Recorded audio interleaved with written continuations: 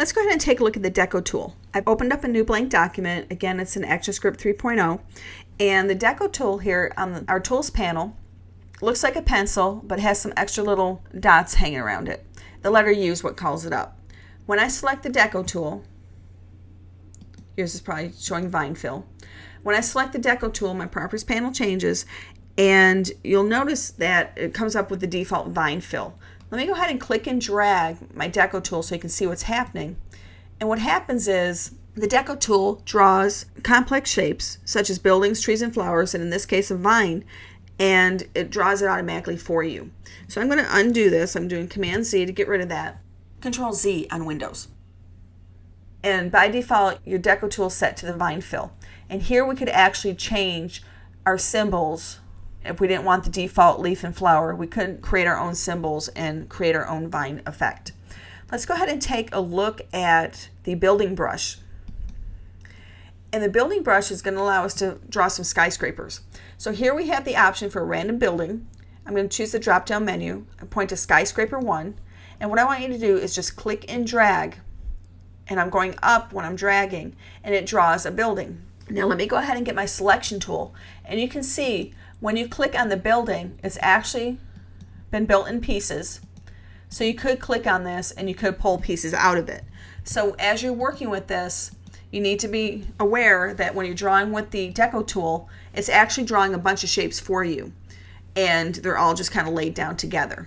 Let me get back my Deco tool. Let's take a look at the next one, skyscraper 2. Let's draw another one. Let's change our building size to 4. If you're having trouble clicking and dragging to get your number, remember you can also click on that and just type the number in. I'm going to click and drag to make another building. And that changed the building size just a little bit. Let's try skyscraper 3. Click and drag again. I'm just showing you how the Deco tool works. So while this could be the beginning of a city landscape, you're going to need to experiment a little with this tool to create something that works for your projects. So I've got some different buildings. If I choose random building, you'll notice that each time I click and drag, Flash is making its own decision and randomly selecting a building that it's going to draw. And again, if I have my selection tool, I can select this part of the building. I'm holding down my Shift key so I can select multiple sections, and I can make adjustments to the location of my building. Shift key, click on each part of it, each component of the building, and I can make adjustments. So here we have a bunch of buildings. Again, this is the Deco tool, and we have 4 skyscrapers that we can choose to draw with, or we can let Flash make that determination for us by using random. Let's go ahead and choose now under our drawing effects. Let's point to tree brush. The Deco tool will draw a tree for us, and there's a variety of trees to choose from.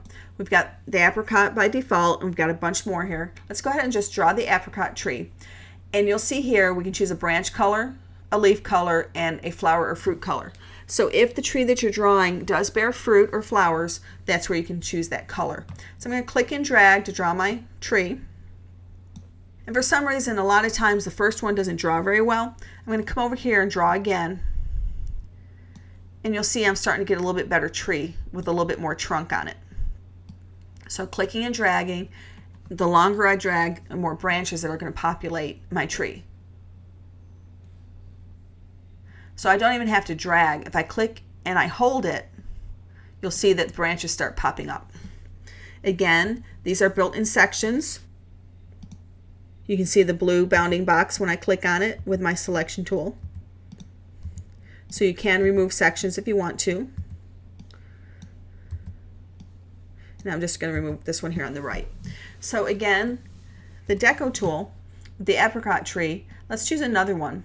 I'm going to go ahead and choose the ginkgo. And I'm going to change my branch color to like a pale gray color. And I want to change my leaf color to something that would look more like autumn. So I'm going to pick one of these colors down here on the left. And I'm going to click and drag. Again, when I start dragging, I start to add to the height of my tree. If I click and I drag and I hold it in one spot, my tree will get a lot fuller with the leaves, the branches. So I can go as tall as I want. And again, just like the buildings, the trees are being drawn in segments, which we can see with the bounding box when I click on it. So you can come back in and you can do a little bit of editing on your drawings and delete sections if you're not happy with them. Again, by just selecting it and pressing your delete key on your keyboard.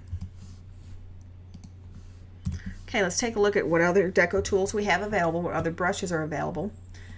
You have a couple of animations here. You have a fire animation and a smoke animation. So those would actually create multiple frames at one time and create an animated version of that selection. And we'll look at those later when we actually start creating animations.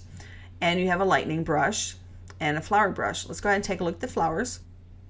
We have a garden flower, rose, poinsettia, and berry. And again, we can choose our colors, our leaf colors, our fruit color, and our branch color, and decide whether or not we want a branch. So I'm going to click and drag, and I can start drawing some flowers. So as you can see, it's quick and easy to draw some of these things with the Deco tool that might otherwise be rather difficult to draw if you were to create each element individually. I'll choose another color for my rose, and I'll draw a little bit up here so you can see it. If you worked with earlier versions of Flash, you can see the Deco tool has come a long way since when it could only draw a vine. Now there are a variety of brushes that you can choose from and customize. You can see that while showing you a quick overview of the Deco tool, our city scene with the garden doesn't look very good and could use some work. You should go ahead and experiment with all the brushes and settings here to create something that works for your projects.